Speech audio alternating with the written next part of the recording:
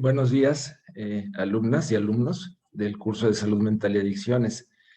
Les saludo por esta vía, reiterando una disculpa por no poder estar con ustedes de manera sincrónica el día de hoy, en razón de que fui invitado por la Rectoría para acompañar al rector a una gira a las regiones. Entonces, pues, cuando ustedes vean este video, yo estaré en Veracruz y posteriormente seguirá esta tendencia a estar viajando a las regiones por las 2 siguientes semanas. Entonces, seguramente la próxima clase también será grabada y en su momento, la siguiente, tendremos una invitada. Y yo ya me reúno con ustedes, ya sea presencial o virtualmente, como acordemos, la idea sería presencial la primera semana de abril, ¿sí? Bueno, revisamos los temas de salud mental, el concepto, ¿sí? Revisamos la pirámide de Maslow, el concepto de desarrollo humano, revisamos también el desarrollo de la personalidad y hoy vamos a entrar al tema de género con un antecedente. Vamos a hablar un tanto cuanto de lo que son los prejuicios. Nosotros estamos normalmente modelados por lo que aprendemos en casa, en la familia, en el grupo social, con los amigos, en la cultura en la que vivimos. Y estamos generalmente llenos de prejuicios, a veces ni siquiera nos damos cuenta de ello. Sin embargo, la realidad es que si hacemos un análisis, vamos a encontrar que tenemos diferentes prejuicios. Y ustedes dirán, ¿cómo se relacionan los prejuicios con la salud mental?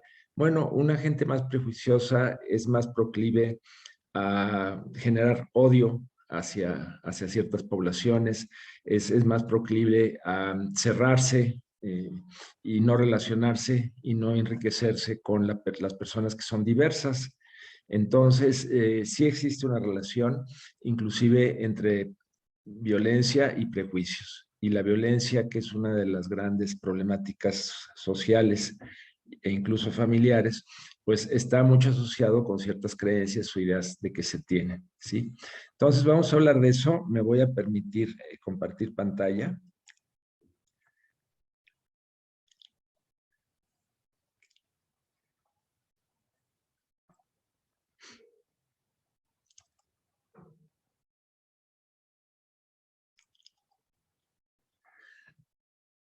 Bien, empiezo con esta frase. Es una frase del Papa católico. La jerarquía católica ha sido tradicionalmente muy cerrada, muy prejuiciosa, al igual que otras posiciones religiosas, al tema de la diversidad, particularmente de la diversidad sexual. Y en una ocasión le preguntan a Francisco, ¿usted qué piensa de los homosexuales? Y él responde así, ¿quién soy yo para juzgarlos? Lo que da pie a hacernos este cuestionamiento ante diferentes grupos, diferentes poblaciones, que muchas veces ni siquiera conocemos realmente, sino simplemente porque nos enseñaron o porque nos dijeron que era una población inferior o que era una población que nos podía en un momento contaminar o hacer daño o mal influir, pues simplemente desarrollamos este tipo de ideas prejuiciosas, ¿sí? ¿Y de dónde viene la palabra prejuicio? Pues viene del latín, ¿sí? Una de las lenguas madres del español, de la lengua que hablamos. Recuerden que las dos lenguas de las cuales proviene el español son el latín y el griego. Después ha habido otro tipo de influencias, evidente también de las lenguas locales mexicanas, otras lenguas, del francés, del portugués, etcétera, pero fundamentalmente venimos del latín. Y la palabra prejudicium en latín quiere decir juzgado de antemano. Entonces estamos hablando de un proceso de formación de un concepto o de un juicio sobre alguna cosa de forma anticipada. Consiste en criticar de forma positiva o negativa una situación o una persona sin tener suficientes elementos previos. Implica una forma de pensar íntimamente relacionada con comportamientos o actitudes de discriminación. Entonces aquí hay un tema importante que es justamente que los prejuicios llevan a la discriminación, llevan a la marginación, llevan a la segregación, llevan pues a al odio como tal, muchas veces, y desde ahí todas estas conductas que tienden a ser violentas en alguna medida, ¿sí? Eh, Muchas veces pasa, seguramente les ha pasado a ustedes, que de repente conocen a una persona y por algún detalle menor incluso, no les cae bien o dicen no, no, con esta persona no.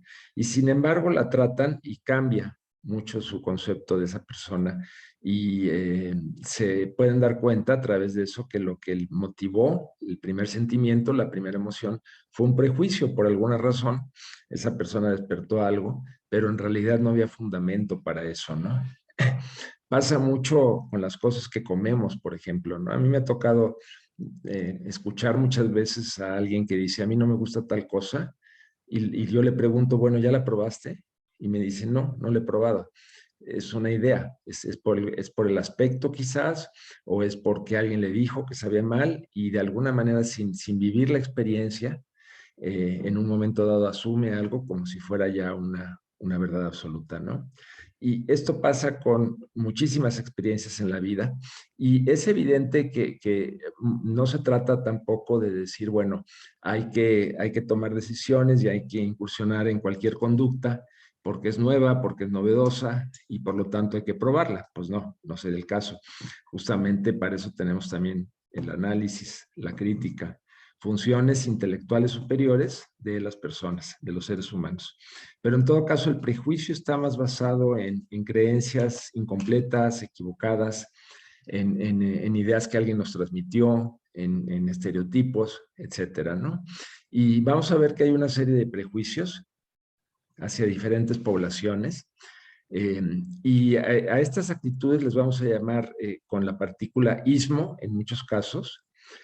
Uno de ellos es el sexismo, o sea, una concepción de la mujer como seres inferiores, que en una sociedad dominante de tipo patriarcal a lo largo de la historia, por lo menos de la historia de los últimos años o de los últimos milenios más bien de la humanidad, pues se ha considerado a la mujer un ser inferior.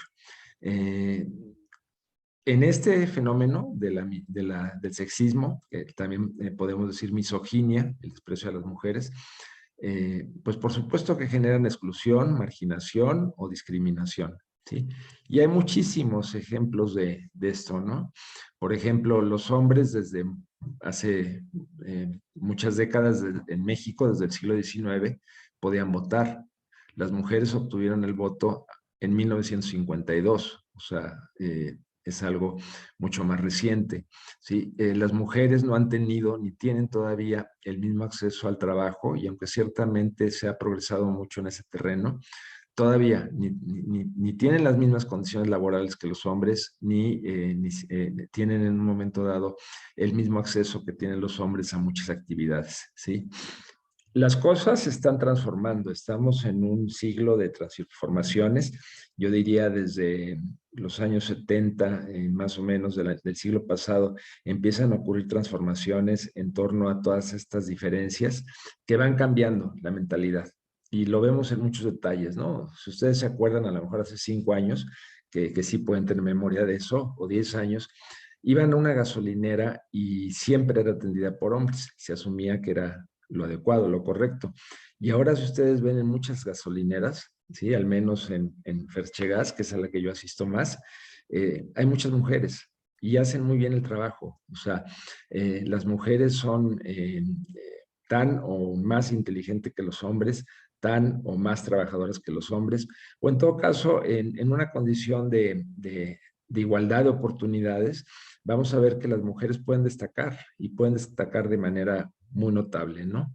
Claro, el exceso del sexismo y de la misoginia naturalmente lleva a un fenómeno que vamos a analizar en una clase posterior, que es justamente la violencia hacia las mujeres. Entonces, esto es un tema muy sensible, es un tema muy álgido, es un tema desafortunadamente muy presente en la sociedad mexicana, latinoamericana, y podríamos decir que en el mundo, ¿no? México no es la excepción, pero sí pienso que aquí tenemos niveles muy altos de misoginia y eso se traduce en los crímenes de género, como les llaman, ¿no? O sea, mujeres que son asesinadas pues digamos porque el hombre se siente con derecho a hacerlo, ¿no?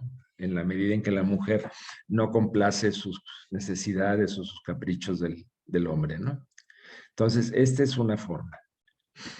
Bueno, el racismo ha estado muy presente también en la historia de la humanidad. Quizás uno de los casos más extremos, más notables, más dolorosos y lacerantes ha sido la discriminación y el odio hacia la población afroamericana, hacia la población negra, que los llevaron como esclavos a los Estados Unidos y que de hecho abolir la esclavitud les costó una guerra civil, porque todo el sur de Estados Unidos no quería que se aboliera la esclavitud porque los negros eran mano de obra de trabajo en sus campos de algodón y de otros productos en el sur de los Estados Unidos. Y el norte tenía una mentalidad, digamos, un poco más moderna, un poco más progresista.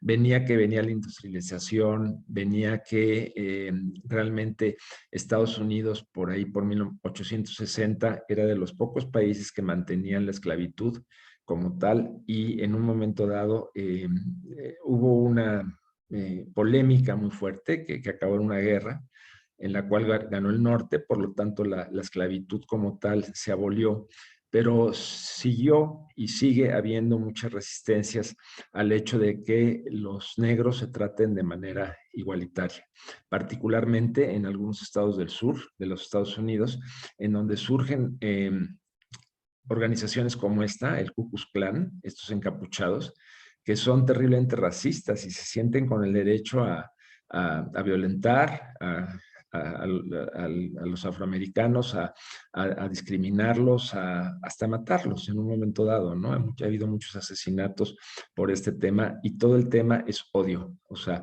es este supremacismo, como le llaman, de la etnia o, eh, blanca, descendientes de europeos directamente, pues que sienten que los negros son personajes de segunda, que no tienen derechos civiles, que no vale la pena y que es contraproducente incorporarlos a la sociedad, ¿sí?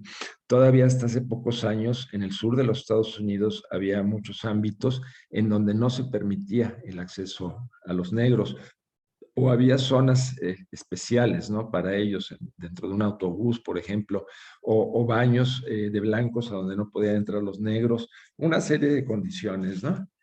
La realidad es que es una fuerza, digo, algo que está subyacente todavía o a veces se evidencia, ¿sí? Desafortunadamente con la época de Trump en los Estados Unidos, que representa mucho estos grupos sumamente conservadores y sumamente violentos, se revivió este sentimiento contra los negros, ¿no? Ha sido, pues digamos, un trabajo, porque esto no es nada más de que den un decreto, den una ley, es un trabajo de décadas, ¿sí? Y realmente la población negra ha sufrido muchísimo, ¿no? En estos términos y hasta cierto punto sigue ocurriendo. Menos que en el pasado, ciertamente, pero sigue ocurriendo. No es la única condición de discriminación por raza, ¿sí? O sea, nuestro país en tiempos coloniales, la Nueva España, que como ustedes saben duró 3 siglos, estableció un sistema de castas en donde el pico de la pirámide se encontraban los españoles nacidos en España, después los hijos de españoles nacidos en Nueva España, es decir, en el actual territorio mexicano, y así iba descendiendo. Hasta abajo de la pirámide estaban los negros, justamente que también fueron traídos en cantidades importantes durante la colonia como fuerza de trabajo, los mulatos, los indígenas, ¿sí? Posiblemente los mestizos y ya después los llamados criollos, que son descendientes de españoles. A 200 años de la independencia, todavía el siglo XX y este inicio del siglo XXI,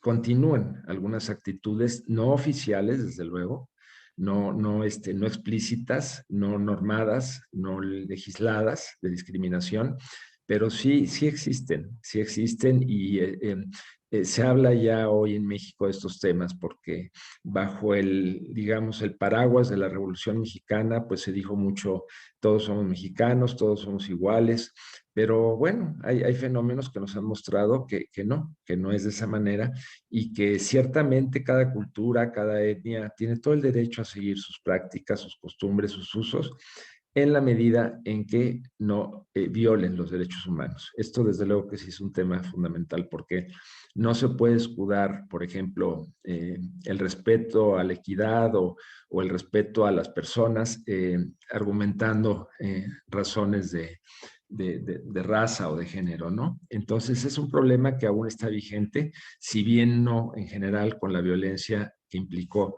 hace algunas décadas o algunas un siglo y medio quizás en Estados Unidos cuando fue la guerra civil. Bueno, algo que está muy vigente también hoy en día es la xenofobia. O sea, la palabra fobia, que en su traducción original quiere decir miedo, también la podemos entender como rechazo. Rechazo a lo desconocido, ¿no? Rechazo a lo que es diferente, a lo que viene de otro lado, al que tiene la piel diferente, al que habla diferente. Y la xenofobia es a los de afuera, es decir, a los extranjeros migrantes. Esta imagen corresponde, para quienes no hayan visto una serie que habla justamente de este fenómeno, a este tren le llaman La Bestia y es un tren en el que se transportan los centroamericanos, así como ven ustedes hacinados en el techo, por un buen tramo desde Chiapas, Oaxaca, la parte del Istmo y después entran a Veracruz y bueno, llegan a algún punto lo más cerca posible de los Estados Unidos, que es su meta final. Pero en todo este recorrido realmente la pasan muy mal, porque en un momento dado la delincuencia organizada abusa de ellos, en un momento dado también las policías muchas veces abusan de ellos, y esto es porque se tiene este concepto, ¿no? O sea, son centroamericanos, no son de aquí, nos están estorbando y por lo tanto tenemos el derecho a tratarlos mal. Y es un odio que realmente, digamos, en cierto sentido puede ser muy cuestionable. Yo, como digo, en realidad los centroamericanos, particularmente guatemaltecos, salvadoreños, hondureños, tienen una cultura muy afín a la nuestra, ¿no? La cultura que se llamó, bueno, que se llama todavía cultura del maíz, ¿sí? Mesoamérica, que es un concepto cultural que llega incluso hasta una parte de Costa Rica. Hablamos la lengua, la misma lengua, heredamos la lengua de los españoles, cada una con sus acentos y sus modismos. Somos producto de los mismos, digamos, ingredientes de tipo étnico y racial, europeos, indígenas originales y en su momento afrodescendientes, ¿no? Entonces, realmente las divisiones políticas entre los países son artificiales, ¿sí? O sea, yo les aseguro que cuando uno trata a estas gentes tenemos tanto en común, somos tan parecidos, somos hermanos, pero no los vemos, no nos hermanamos con ellos, ¿sí? Y si ustedes hacen un análisis de por qué anda esta gente en esas condiciones tan precarias y tan difíciles emigrando, porque como les digo, enfrentan violencia, hambre, sol, lluvia, sed, en fin, es de verdad un acto titánico tener que emigrar desde sus países hacia los Estados Unidos y atravesar México es especialmente difícil para ellos, pues porque vienen huyendo de la violencia, de la guerra, muchos están amenazados por grupos delincuenciales o sencillamente del hambre, por hambre, ¿no? Entonces, es algo que puede estar en su momento muy vigente y que también hay que revisar interiormente. Bueno, una población, hoy vamos a hablar un poco más a fondo de lo que es este fenómeno, la homofobia o la transfobia, ¿sí? El desprecio hacia aquellas personas que tienen una orientación sexual distinta a la mayoritaria. ¿No? Mayoritariamente la población suele ser heterosexual, aunque esto ya muchos de esos conceptos se están cuestionando también, ¿no? Eh, pero en fin, para fines didácticos, digamos, homo equivale a la raíz mismo, ¿no? Entonces, homofobia sería a quienes se sienten atraídos por su mismo género, ¿sí? Transfobia por aquellos que en un momento dado, a nivel de identidad, se sienten de otro género que no es el que fue asignado biológicamente. Son situaciones que en un momento dado están muy arraigadas, que vienen de muchos siglos por razones culturales, religiosas, incluso políticas, y que así como las mujeres han luchado mucho a nivel de activismo para obtener ciertos derechos, la comunidad LGBT+, eh, también ha luchado de una manera muy, muy fuerte, pues particularmente desde los años 70, que es cuando todo esto digamos, se destapa y el activismo ha sido muy fuerte para lograr la igualdad de condiciones ante la ley y la no discriminación. Y es un camino que todavía no está totalmente andado, aunque también hay progresos en este terreno. Pero tradicionalmente y particularmente desde el mundo de los hombres gays han sido vistos de una manera muy discriminatoria, muy ofensiva, muy agresiva. Hay una serie de palabras y una serie de formas de expresarse que hablan justamente de un lenguaje que es sumamente agresivo, ¿no? En términos generales, hoy en día tenemos que ser muy críticos con el lenguaje que utilizamos, porque aprendimos un cierto lenguaje basado en todas estas concepciones discriminatorias. No nos dimos cuenta de que así era, pero así es, y ahora hay que buscar los términos apropiados para referirnos a ciertos grupos sociales, ¿sí? Entonces, quizás una de las poblaciones más estigmatizadas ha sido justamente la población LGBT. Y actualmente, pues las cosas están en proceso de cambiar. Entonces, debajo de todas estas ideas hay ciertamente sentimientos de que es superior, o también de que nos podemos sentir amenazados ante aquello que simplemente es distinto, como si algo malo del que es diferente y que no vemos con buenos ojos se nos fuera a pegar, ¿no? Quizás malas costumbres, malos hábitos, o inclusive, ¿no? O sea, el tema de los homosexuales, por ejemplo, que hay toda una polémica. En algunos lugares ya está aceptada la adopción por parejas del mismo sexo, ya sea mujeres u hombres. La adopción de niños, que son niños, por cierto, que están abandonados por sus padres biológicos, que viven en algún hospicio o en algún ámbito en donde recogen a estos menores. Y hay parejas, como les digo yo, homosexuales que aspiran a ejercer una paternidad, una maternidad. Y en su momento, esto que ha sido aceptado en muchos lugares, en otros no se ve bien. Y una de las cuestiones por las que no se le ve bien es porque se piensa que la homosexualidad es pegajosa. Y como bajo estas concepciones la homosexualidad es algo indeseable, pues no quieren que los niños, digamos, se desarrollen como homosexuales. Por supuesto, idea que es sumamente cuestionable, ¿sí? Que no tiene un sustento científico como tal en lo absoluto, ¿no?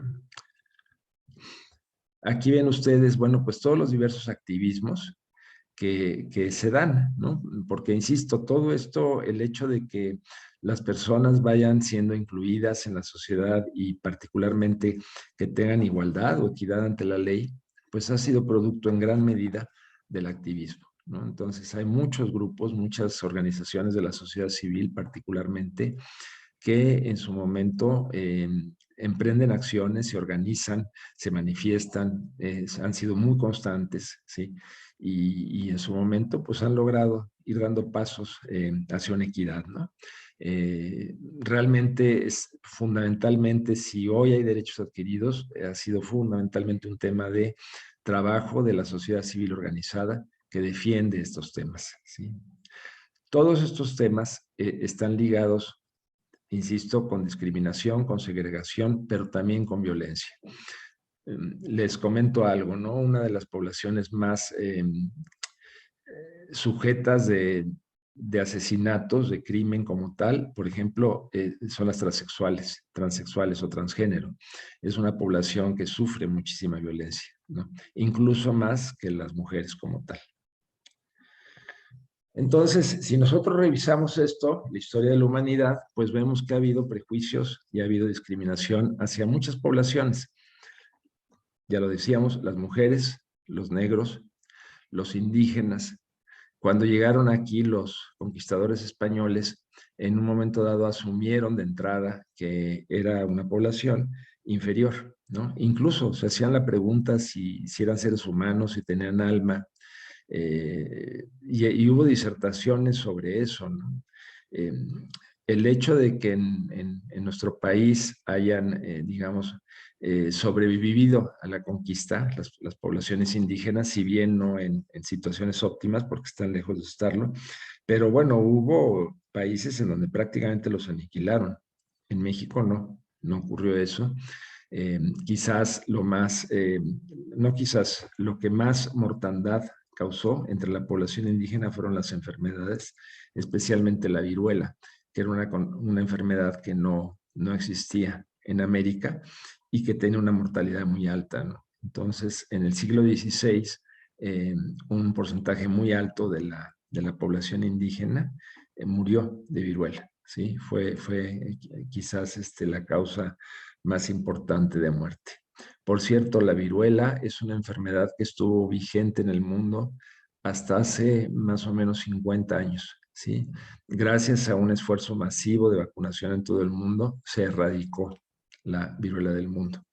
Ahí es un ejemplo muy claro de la importancia de la vacunación como un mecanismo que le ayuda a la persona porque la protege, pero también de alguna manera impacta a la sociedad porque el individuo ya no se hace un elemento transmisor.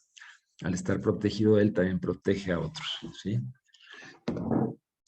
Bueno, entonces este tema de los indígenas que hablamos, hubo un personaje muy importante, se llamó Bartolomé de las Casas, un sacerdote dominico que en el siglo XVI le tocó ir a Chiapas y trabajó mano a mano con los indígenas, y él hizo una defensa, una apología ante los reyes de España muy tenaz, muy insistente, muy bien justificada, muy bien documentada, que al final dio por resultado que la corona española eh, hiciera unas leyes de protección para la población indígena en la Nueva España, y en buena medida a los indígenas les acabó yendo menos mal que a los afros.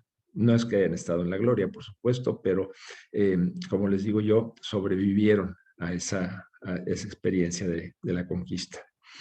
Bueno, también los enfermos mentales han sido muy discriminados, hay muchísimos ejemplos, particularmente antes de que la psiquiatría progresara lo suficiente como para poder atender condiciones incluso graves de salud mental y que se desarrollan los fármacos. Pues básicamente había muchos enfermos mentales de los graves, hablo, que pues no tenían realmente muchas alternativas para disminuir o para mejorar su estado general de salud mental particularmente. Entonces se dio mucho el fenómeno del encierro, digamos, del aislamiento como única alternativa, ¿no? Esto fue también una actitud muy común, ¿no? En diferentes momentos de la humanidad. Con los psicofármacos que empiezan a aparecer después de 1950, el panorama cambió de manera notable, para fortuna.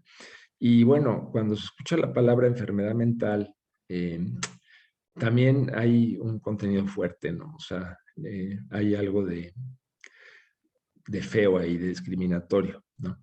De hecho, hablar de salud mental a veces también causa un poco de escozor, porque pareciera que la salud mental tiene que ver básicamente con la pérdida de la salud en poblaciones que están gravemente enfermas. Y como ya hemos visto, y yo espero que este concepto quede muy claro después de este curso, la salud mental realmente es generar bienestar en un momento dado. Y si algún cuadro, alguna patología, algún problema de tipo psiquiátrico se presenta en la vida de las personas, pues justamente poder mitigarlo o poder erradicarlo con el afán de que la persona pueda generar bienestar, se sienta mejor consigo y en el mundo, ¿sí? Bueno, los extranjeros tradicionalmente, ya los decíamos, en este país son los centroamericanos, fundamentalmente guatemaltecos, salvadoreños, hondureños, que son los que más pasan por aquí. Pero en Estados Unidos serían los mexicanos y los centroamericanos. También los chinos han tenido unas historias terribles. En Estados Unidos les fue muy mal a los chinos. En México también les fue muy mal a los chinos. Hace más o menos un siglo había matanzas de chinos. En Europa pues está toda la problemática de los migrantes de África y de algunas partes de Asia también, en donde la gente huye también de la violencia, de la guerra, del hambre y buscan ir a Europa y Europa tiene toda esa presión y hay posiciones muy polémicas, muy polarizadas entre quienes apoyan desde un punto de vista humanitario el tema de la migración y quienes se oponen a ella de una manera radical por diferentes razones, ¿no? Ahora ustedes deben haber escuchado que hay una guerra muy delicada en Europa, ¿sí? Rusia invadió a Ucrania, su país vecino.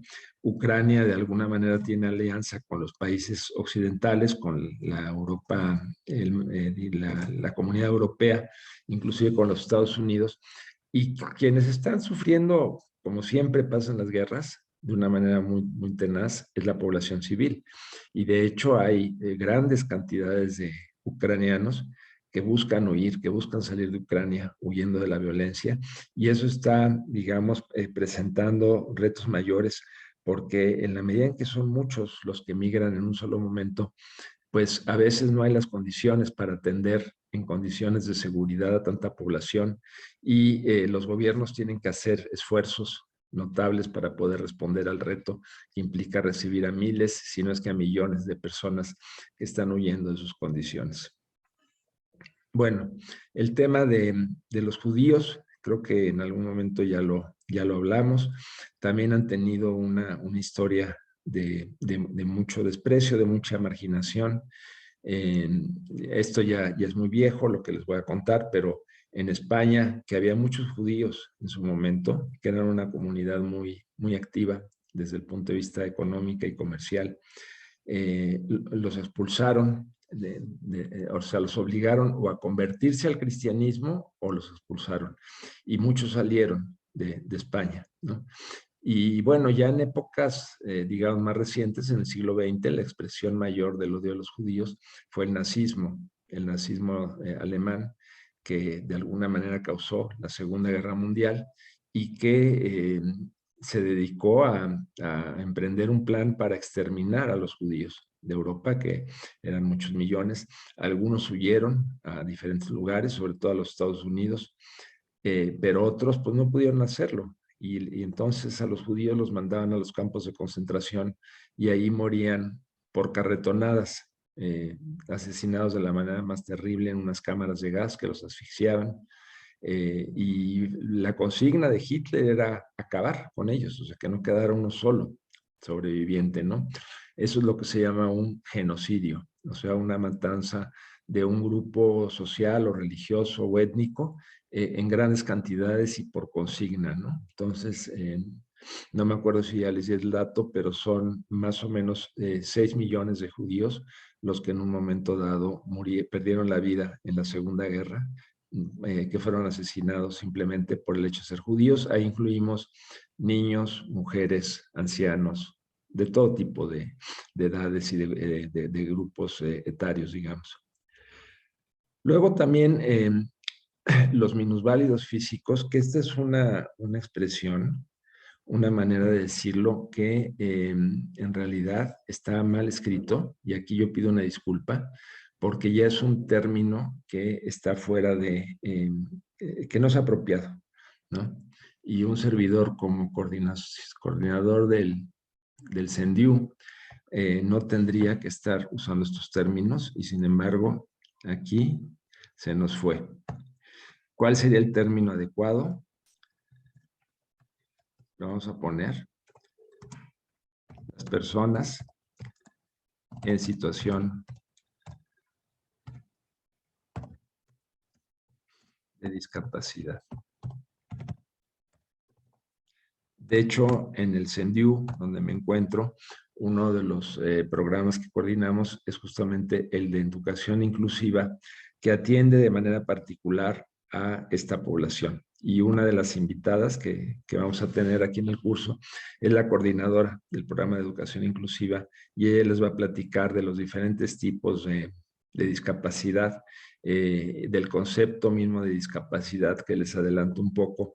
Este concepto no se refiere específicamente a la disfunción motriz o ocular o auditiva que una persona pueda tener. Eso es una disfunción, ¿cierto? Pero lo que genera la discapacidad es la ausencia de una respuesta social adecuada en un momento dado, lo que es discapacitante. Les pongo un ejemplo. Si un estudiante de alguna carrera, piensen ustedes en su facultad, necesita necesariamente estar subiendo las escaleras todo el tiempo, pero tiene una discapacidad motriz, no puede mover las piernas y está en silla de rueda, pues el hecho de que no se le asigne una rampa, de que no exista o un montacargas o algo, es lo que genera la discapacidad al final, ¿sí? Y la compañera les va a explicar con mucha amplitud esto, ¿no? Porque es importante también ser inclusivos con esta población, ¿sí? También un tema ha sido la diferencia religiosa, ¿sí? A lo largo de la historia, pues ha habido fenómenos muy dolorosos hasta de guerras, ¿no? O sea, la guerra de religiones en el siglo XVI en Europa fue terrible, cobró muchas vidas entre los católicos y los que siguieron a Martín Lutero, que fueron los protestantes en su momento. Y en el fondo, digamos, temas no nada más de fe, sino de poder en un momento dado, ¿no? Actualmente en algunas comunidades de Chiapas existe mucha polarización entre aquellos que son católicos y aquellos que son evangélicos, ¿no? O sea, muy paradójico porque justamente pues al final del día la religión de ambos que tiene un fundamento, digamos, en la tolerancia y en el amor, nos expresa en la realidad y surgen más los odios, ¿sí? Eh, México fue en su momento, a partir de la conquista española, un país predominantemente con mucha amplitud católico, ¿sí? Y bueno, lo que hemos visto en el fenómeno en los últimos 30, 40 años, muchas personas han migrado hacia otras denominaciones religiosas, como por ejemplo los evangélicos, que se hacen llamar también cristianos como tal, o simplemente muchos jóvenes no practican una religión, ¿no? Este fenómeno ha cambiado mucho en los últimos tiempos. Y sin embargo, bueno, aquí yo considero que lo que nos toca hacer a cada quien es respetar las creencias o las no creencias de cada quien, ¿no? O sea, en realidad no generar, digamos, situaciones polarizantes ni violentas, porque pues ya estamos en el siglo XXI y eso no va, ¿no? También los ancianos son poblaciones que son muy vulnerables y que en ciertas culturas son discriminados, son lastimados. Hay que tener mucho cuidado con la atención que le damos a nuestros ancianos. Y bueno, la comunidad lésbico, gay, transgénero y plus, ¿no? Que ya les comenté brevemente y que vamos a seguir trabajando en los minutos que nos quedan con esta población de manera específica, con el tema de la homofobia. La sesión siguiente vamos a abordar totalmente el tema de género y vamos a hablar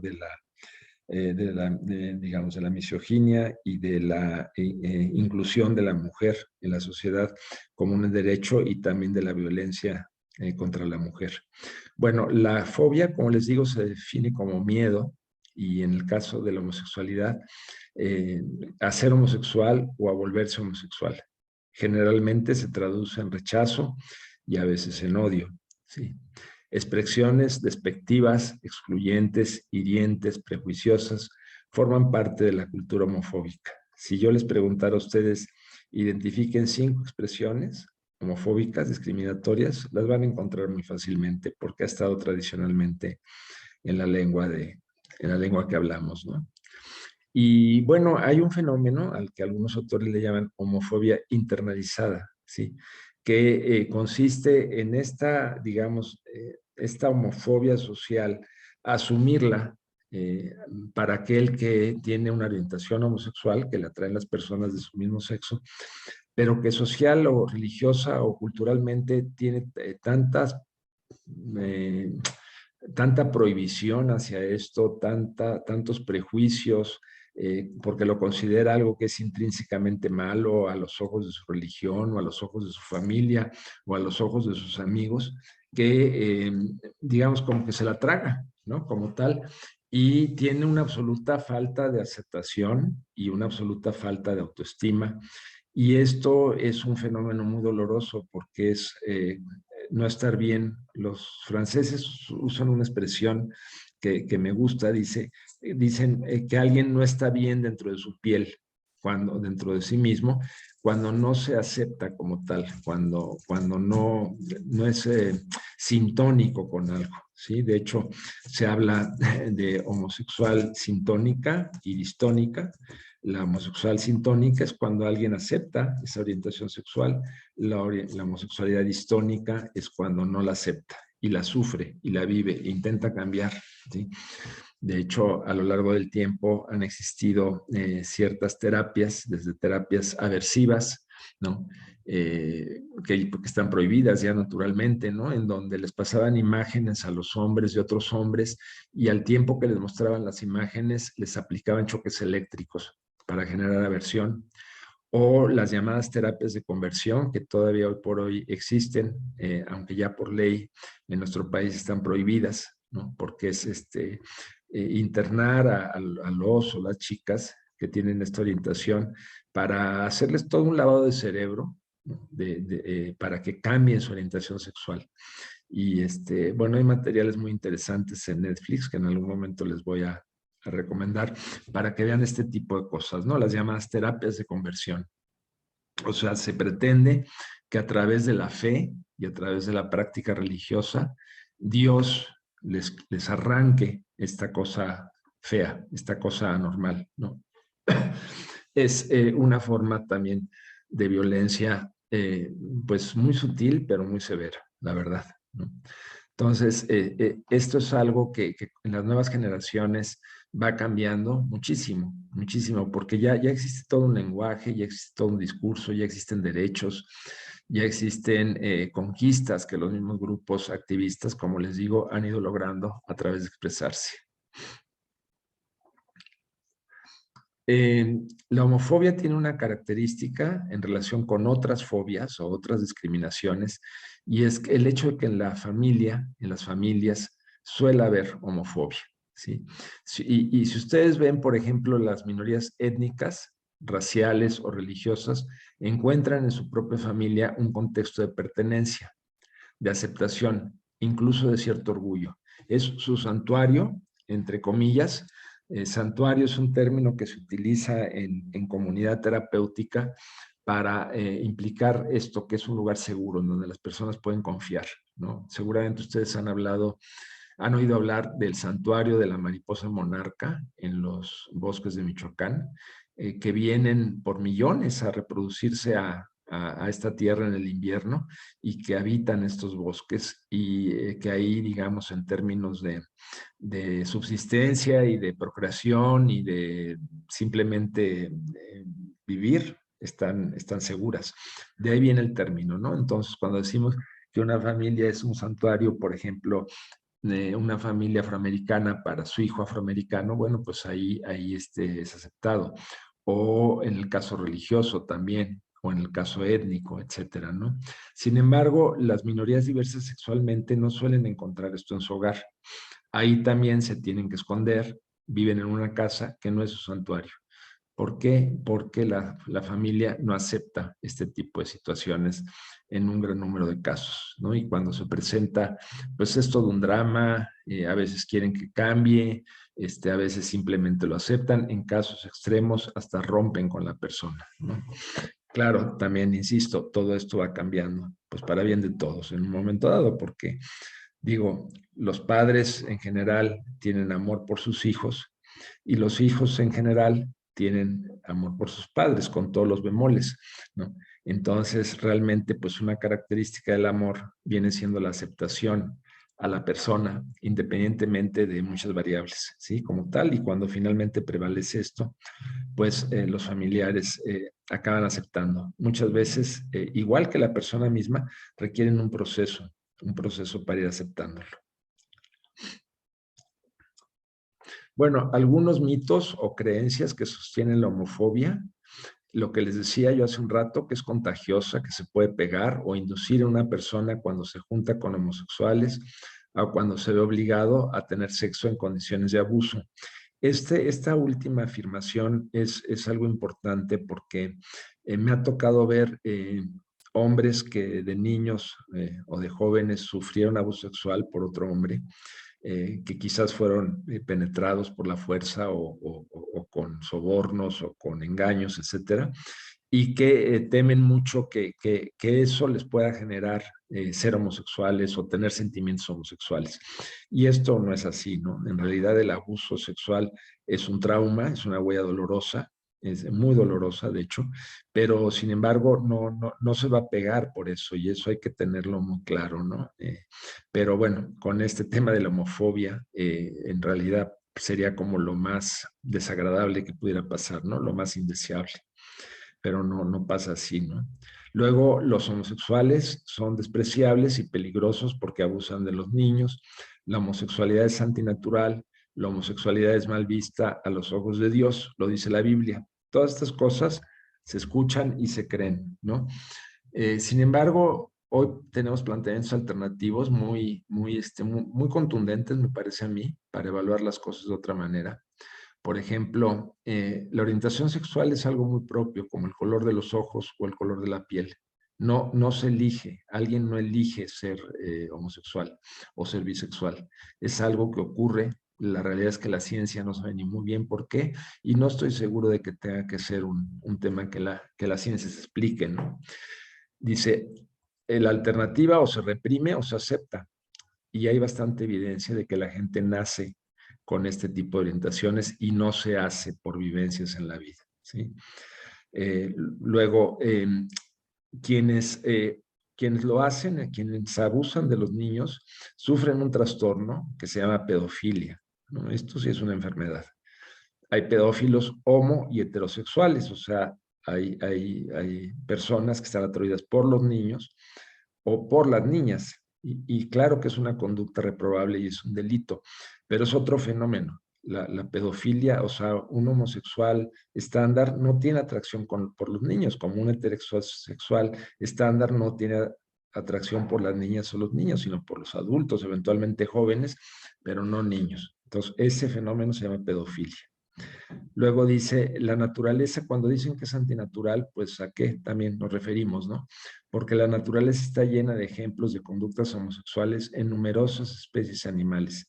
Y en la especie humana hay muchos indicios de que siempre ha existido, no es algo nuevo en la historia de la humanidad.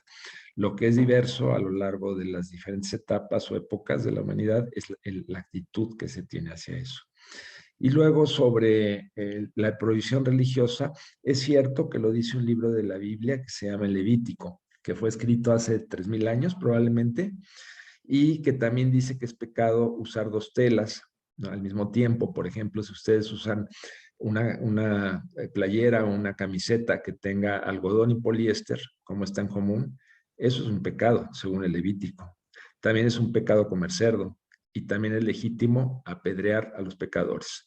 Entonces, la realidad es que estos textos que fueron escritos hace tanto tiempo, hay que verlos también un poco a la luz de la época en que fueron escritos, ¿sí?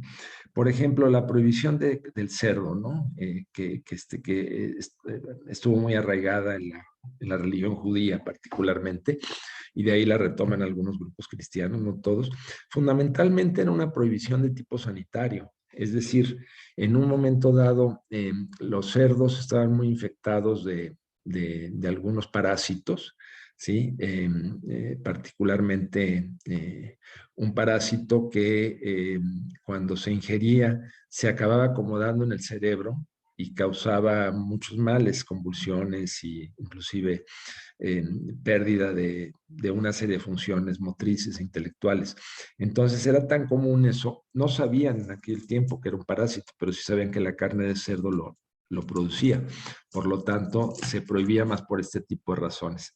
A veces cualquier texto hay que contextualizarlo en la época en que fue escrito y hay que ver un poco más allá de la letra como tal, pues cuál fue el sentido de las cosas, ¿no? Luego dice, la conducta homosexual es pecaminosa y por lo tanto quienes las tienen no son bienvenidos en las iglesias en plural. La única alternativa para un homosexual que quiera acercarse a Dios es que reprima su conducta, que se aguante, que no la viva, ¿no? O sea, dicen, bueno, si Dios te hizo así, pues ni modo, ¿no? O sea, pero tú no tienes derecho a ejercer una sexualidad saludable con una persona de tu mismo sexo para ser grato a los ojos de Dios. De ahí es que surgen las terapias de conversión, ¿sí? Luego, lo peor que puede pasarle a un hombre es parecerse en cualquier cosa a las mujeres porque esto amenaza su hombría. Este fenómeno también tiene mucho que ver con la misoginia, o sea, hay una conexión ahí, ¿no? A los ojos del machismo dominante o de la masculinidad dominante, todo aquello que parezca mujer o que sea de mujer, entre comillas, es mal visto, ¿no? Entonces, el homosexual es alguien que se le liga un poco con la feminidad y que por lo tanto se hace bastante despreciables.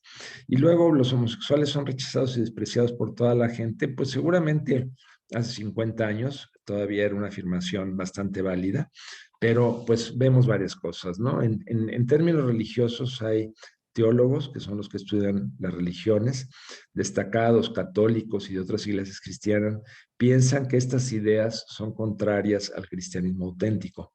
Apuntan que Cristo fue amoroso, incluyente, que se opuso al prejuicio, a la hipocresía y al odio. ¿Sí? Entonces, son argumentos religiosos que son muy debatibles, que no tienen un sustento real cuando uno analiza en contexto una serie de cosas, ¿no? Luego, la realidad es que los hombres y mujeres más plenos son los que tienen menos prejuicios, menos temores y que pueden incorporar en su vida diferentes aspectos que la cultura atribuye a lo masculino o a lo femenino, ¿sí? En realidad esto hablar de masculinidades en plural, en donde de pronto, no sé, digo, los hombres podemos tener conductas que normalmente se asocian con lo femenino y en un momento dado, pues eso no nos va a quitar nada, al contrario, nos va a dar y viceversa, ¿no? Entonces, esto tiene mucho que ver con prejuicios en cuanto a los géneros, en cuanto a los sexos, y hay que en un momento dado cuestionar este tipo de cosas, ¿no? Y la realidad es que la aceptación hacia la diversidad en muchos ambientes se va incrementando, ¿no? Quizás en nuestro país, pues la Ciudad de México, con su cosmopolitismo y con toda esta visión más progresista, pues eso es un buen ejemplo, ¿no? En donde ya hay sectores, barrios de la capital mexicana, en donde es común ver a parejas homosexuales en la calle que van tomadas de la mano o que no tienen ningún empacho en mostrar su relación, ¿no? A mí me parece que estos son temas civilizatorios de la contemporaneidad, de la época actual, a los cuales hay que ir mirando y en un momento dado respetar. Bueno, había aquí. Bueno, miren, yo creo que vamos a dejarle aquí el día de hoy, ¿sí? Nos queda todavía revisar algunos conceptos relacionados con este tema. O sea, como ustedes ven aquí, revisaremos un poquito esto y lo vamos a dejar para la próxima clase. Al igual que hicimos la vez anterior, yo les voy a pedir que me envíen una pregunta o un comentario ya sea a través del chat que creamos en WhatsApp o a través de Eminus. Eso es voluntario, puede ser algo compartido con los y las compañeras o puede ser algo, digamos, personificado hacia mí, ¿no? Entonces, eso es opcional, pero sí, por favor, háganlo porque para mí es digamos, la evidencia que sostiene que ustedes escucharon esta charla en su momento. Bueno, eh, por hoy los dejo. Muchísimas gracias por escuchar esta charla y seguiremos en contacto. Como les digo, la siguiente semana también será una plática grabada y dentro de 2 semanas estarán con una invitada y nosotros nos vemos ya de manera sincrónica y directa en 3 semanas. Muchas gracias y les deseo una excelente semana.